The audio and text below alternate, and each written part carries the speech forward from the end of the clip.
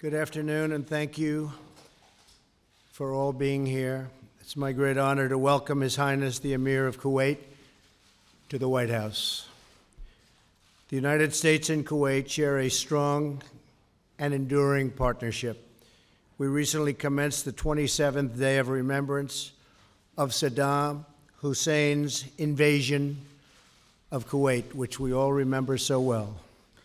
The United States is proud to have contributed to the liberation of Kuwait and for the friendship we have built together in the years since. Today, we reaffirm our commitment to our shared security interests and recognize Kuwait's critical contributions to regional stability. We also thank Kuwait for its humanitarian leadership and for its partnership in the fight to destroy ISIS. During my trip to Saudi Arabia, I spoke to the leaders of more than 50 Arab and Muslim nations about the need to confront our shared enemies, murderous terror groups that threaten all civilized people. Every responsible nation must work together to strip these groups of their territory, their financing, and the false allure of their evil ideology. I applaud Kuwait for its role in this effort and encourage all nations in the region to do their fair share in defeating those who wage war on the innocent. Each nation in the region must decide what kind of future they want for their own children, one of violence or one of peace. That also means confronting those, such as the Iranian regime, who support terror groups and radical militias. Cooperation between America and Kuwait has never been stronger, never ever. The FBI and the Kuwaiti government are expanding our counterterrorism and intelligence sharing efforts. We're making progress on promoting Kuwaiti investments in the United States. They're making tremendous investments in our country. They have great confidence in our country. We're also entering a bilateral agreement with Kuwait regarding customs enforcement. During the same period and the same trip to Saudi Arabia, which was my great honor, representing our incredible country, His Highness personally asked me to expedite a $5 billion agreement for the sale of American F/A-18 Super Hornet fighting jets for Kuwait. I am pleased to report that the State Department has now authorized this transfer and purchase, which will not only strengthen our mutual security, but will greatly benefit American workers.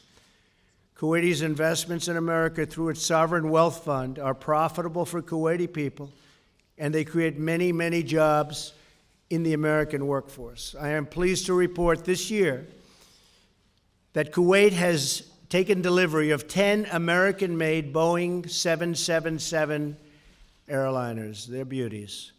American workers build the best planes in the world by far, and we want them to be made available for those countries that want them. And Kuwait has been a big buyer of commercial airliners made by Boeing and others. Our partnership extends beyond shared economic and security interests. We're signing a memorandum to deepen the close educational ties between our two countries, enhancing English language, and that's what we're going to be doing.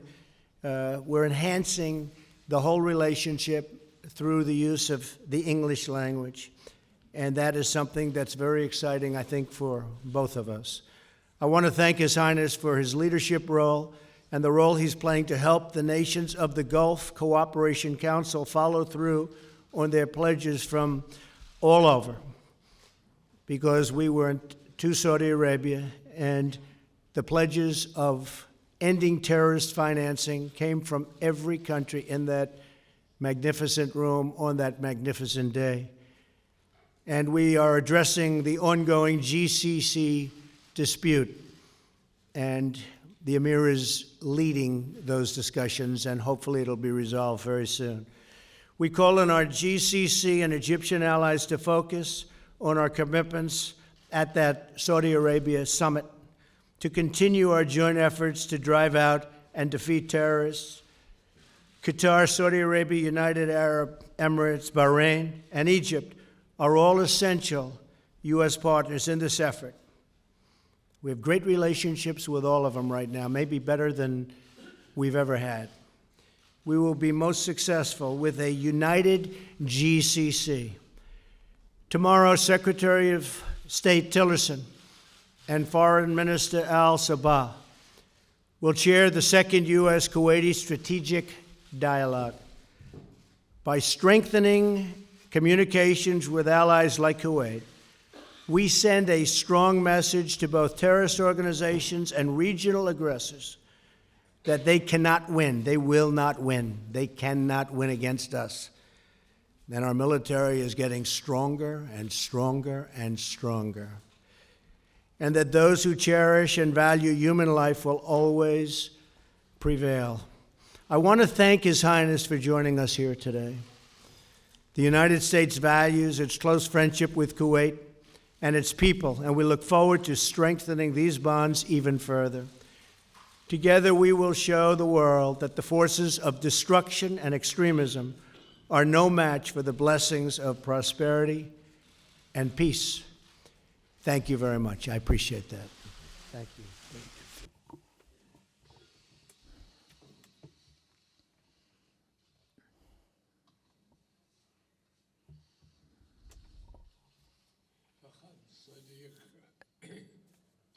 My dear President, Mr.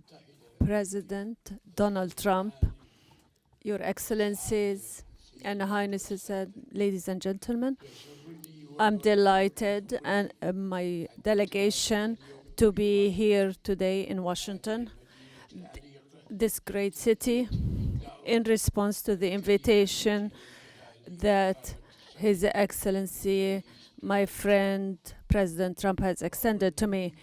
I would like at the outset to reaffirm and send once again our condolences to the President and the people, the American people, about the victims of Harvey hurricane that hit Texas.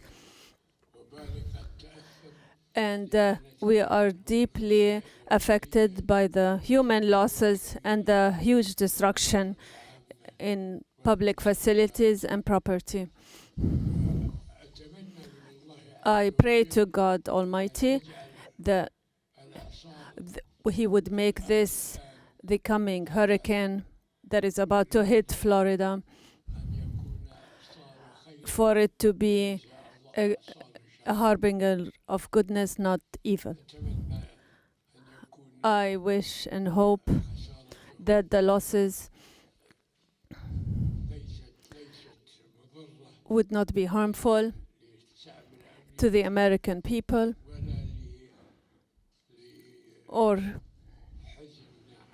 and would not cause further sadness and grief for those who will fall victim to this hurricane. Once again, we reaffirm that we stand by our friends in the U.S. In fighting and confronting this issue. We have held deep and comprehensive discussions that reflect the depth of our bilateral and historic relationship and advanced relationships in all levels at the political, economic, and military and security levels in order to serve the mutual interests of our two countries and people. I here would like to commend the commitment that we have sensed here on the part of the U.S. about the security of the state of Kuwait. And within the framework of these relations, we remember with great gratitude the great role that the U.S. played when it assumed the leadership of the international coalition that liberated my country from the throes of the invading Iraqi forces and restored its freedom. And this memory will remain forever in the minds of the Kuwaiti people.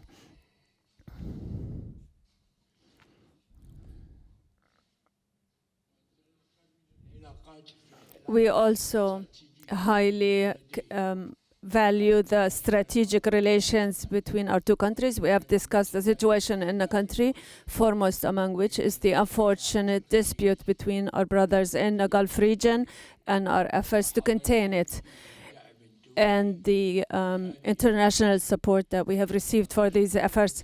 We have also discussed our common efforts in cooperation with the international community in fighting terrorism and ending the sources of funding for it. And in this regard, I would like to commend the prominent role that the United States plays in combating terrorism, especially the recent victories against terrorism. And we have also discussed the situation in Iraq and the catastrophic situation in Syria and Yemen and Syria and Libya, and we affirmed the need to end the fighting there through dialogue between the various disputing parties, and we have affirmed the necessity of the Security Council to shoulder its responsibility in maintaining international peace and stability,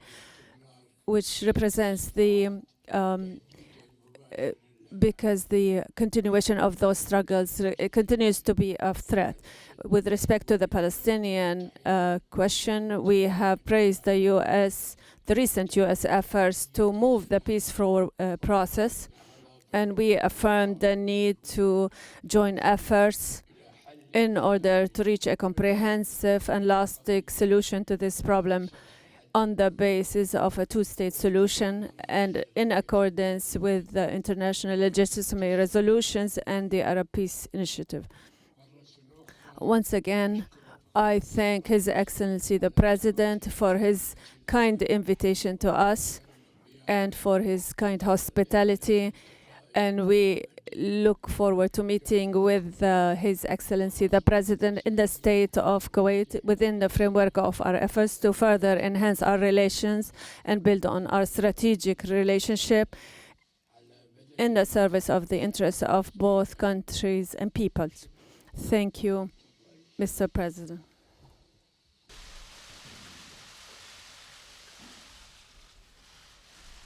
All right, we'll take a couple of questions. Go ahead. Yeah. Actually, we'll go somebody else this time, John. You've been doing enough, John. Go ahead, John. CBS. Major. Here you go. Thanks. Mr. President, on the question of North Korea, the country feels that a crisis is coming. Some lawmakers, Lindsey Graham among them, have almost described the situation as inevitably leading to war. I don't want to ask you if you think it's inevitable. What I do want to ask you is, as President of the United States, would you tolerate a nuclearized North Korea that is contained and deterred, but still nuclear? Or would it have to abandon nuclear weapons, and would military action on the part of the United States be one of the options necessary to achieve that goal? Military action would certainly be an option. Is it inevitable? Nothing's inevitable. It would be great if something else could be worked out. We would have to look at all of the details, all of the facts, but we've had presidents for 25 years now. They've been talking, and the day after an agreement is reached, new work begins in North Korea, continuation on nuclear.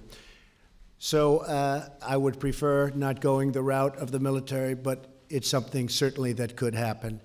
Our military has never been stronger.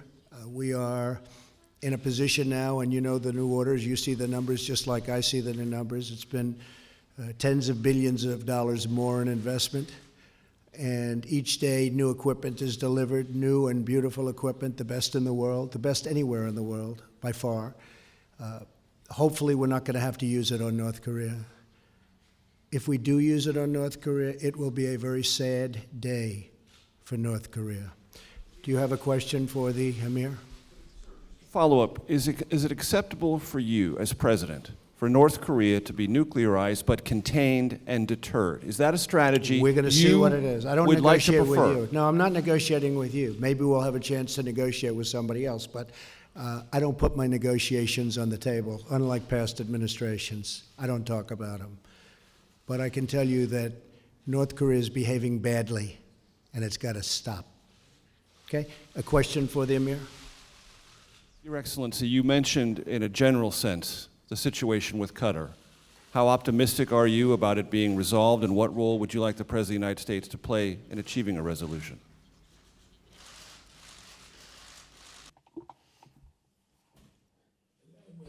We still have hope that the dispute would be resolved between Qatar and its neighborly countries in the GCC, especially that our friends in the US and our other friends are assisting us in resolving this issue. I am optimistic that the solution will come in a very near future, God willing.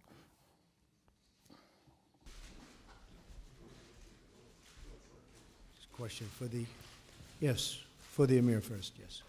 My question is for you, Mr. President, first. Kuwait News Agency, Kuwait شروق صادقي. هل تؤيدون دور الوساطة؟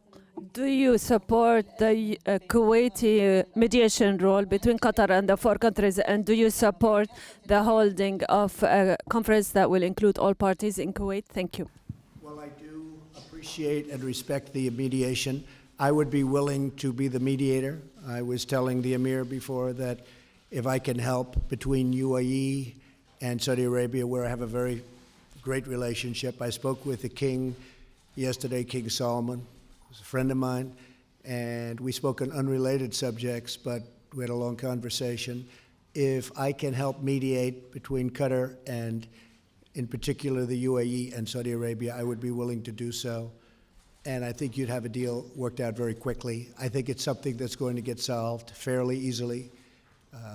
Kuwait has been really the leader of getting it solved, and we appreciate that very much. But I do believe that we'll solve it. If we don't solve it, I will be a mediator right here in the White House. We'll come together very quickly. I think we'll have something solved. أحمد مكي Ahmed Makki, سيدي حضرة صاحب السمو الله ورعاكم هل تم Mr. Amir, in light of the regional conditions in the region, has there been an assertion on the role of the U.S. commitment to the security of the state of Kuwait? Thank you. Thank you. And you have heard now what His Excellency the President has said about the relations between Kuwait and the U.S. and its assertion of its commitment to the security of Kuwait. And this is not something new. And don't forget that the United States has managed with its other allies. When Kuwait was occupied, it liberated Kuwait from Iraq within a few months. And this is something that the Kuwaiti people remember very well, and everybody also.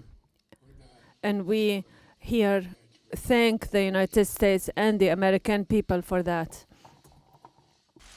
Thank you. Go ahead. Thank you, Mr. President. Nadia Bilbisi with Al Arabiya Television.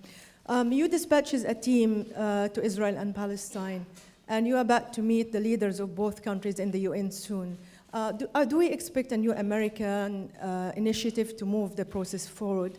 And if I may, sir, the UN has just published a report about Syria's Assad regime using chemical weapons. They said that basically he used it more than two dozen times. Does that mean that President Assad is immune now from any prosecution? And what can you do to stop the further use of chemical weapons? Thank you. Well, first of all, the Palestinians and the Israelis, we are discussing, we are working. They say it is the world's most complex and difficult deal. You know that. But it is something that could happen. I believe that the relationships that we have with both can help. It's an event that's just never taken place. Sometimes people think they're close and it never happens, or it never happens successfully. I think we have a chance of doing it. I think the Palestinians would like to see it happen. I think the Israelis would like to see it happen. And usually when you have two groups that would like to see something happen, good things can happen. So I think there is a chance that there could be peace. But again, I say that a little bit reluctantly. We're going to give it our best. We have tremendous talent working on that particular transaction. As you know, David Friedman, the ambassador, is very much involved. We have a great group of people. We'll see what happens. As far as the chemical weapons, I find it hard to believe that after what we did the last time, that Assad would do that again. I haven't heard what you just said, but I find that a little bit difficult to believe. But nothing would change. We would be extremely upset if he was using chemical weapons. As far as Syria is concerned, we have very little to do with Syria other than killing ISIS. What we do is we kill ISIS, and we have succeeded in that respect. We have done better in 8 months of my presidency than the previous 8 years against ISIS. So ISIS is rapidly disappearing, as you know, and that's because of our great military. The military has been absolutely incredible in terms of what they've done with ISIS in Iraq and in Syria. Do you have a question for the Emir? سمو الأمير Yes, Mr. To the Emir, all the parties are holding on to their own positions with respect to Qatar. Where do you see a breakthrough in this dispute? Do you see any indications to make us believe that this crisis will come to an end? The hope has not ended yet. I would like to affirm that Qatar is ready to meet all the demands that were put, the 13 demands that were presented, and is ready to sit at the table to negotiate and to discuss with us all everything related to the dispute between the parties, the Gulf parties. As you know, we have 13 demands that were presented, and we know that not all of these 13 demands are acceptable. But if we were to sit down together and discuss these 13 demands, and we have indeed accepted them, and Qatar has accepted them, we would be able to resolve all 13 demands, all the issues and points that harm and relate to the dispute between the countries of the region, and anything that harms the interest of our other friends. Thank you.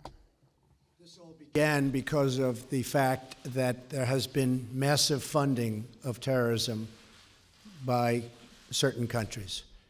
And what I want is to stop the funding of terrorism. And we're going to stop the funding of terrorism.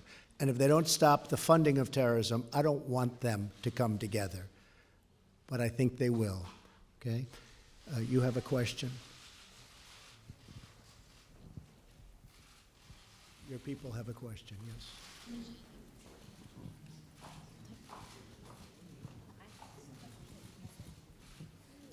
Go ahead, to the Emir. سمو الأمير Your Highness, I'm Said Said from Al Jazeera. Mr. President, we talk about Kuwaiti mediation and supporting Kuwaiti mediation. Are there tracks and a meeting that happened in Kuwait which received U.S. and international support? Is there, in reality, something clear and a breakthrough that has been accomplished in this crisis? Are we about to see at the beginning of a breakthrough, or Your Highness, are the issues so complicated? We talked about a deep discussion about all the issues. what is the real issue and complicated issue at the heart of this dispute. We would like to find some information. Where is the problem here, so that we can solve it? Thank you. First of all, I would like to say there is no problem that cannot be resolved. True, it's complicated, but when we meet at around one table, and now we have an affirmation from the country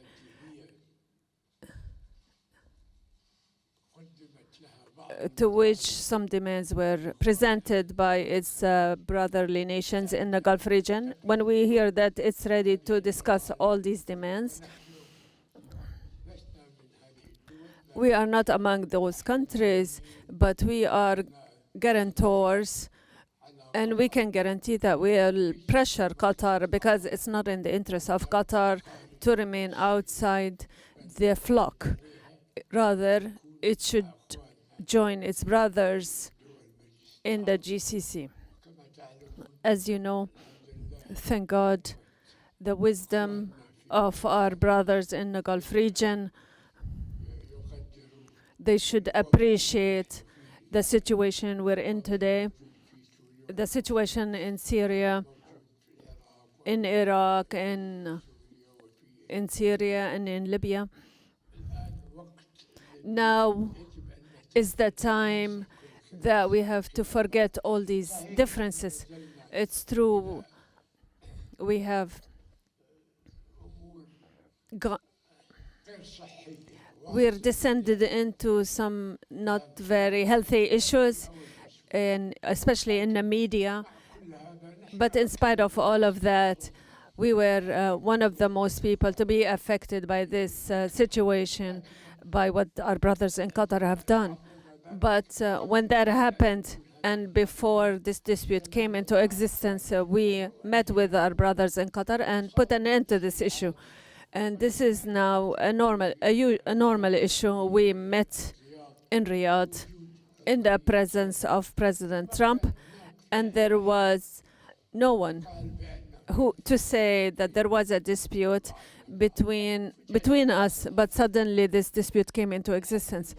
Thank God now. What is important that we have stopped any military action. And these disputes, as I said, they are complicated, and we have seen the media campaign that is totally unacceptable to the people, because the media coming out of this country is against the people, not the rulers. And for that reasons, we have received from Qatar a letter in response to the letter I sent them, and they are willing to sit down at the table and discuss all these demands which the other parties have put down. And we're talking about 13 demands, and I'm certain that all these 13 demands, some of them, a great part of them will be resolved, and the other part, and perhaps we might not accept them, because anything that affects sovereignty, we would not accept. But we are very hopeful. We have great hope in our friends in the US that they will assist them to restore things to where they used to be. Well, that is a problem that we will get resolved, and I'm very, very honored and happy to know that you have problems with the media also. Thank you, everybody. Thank you very much.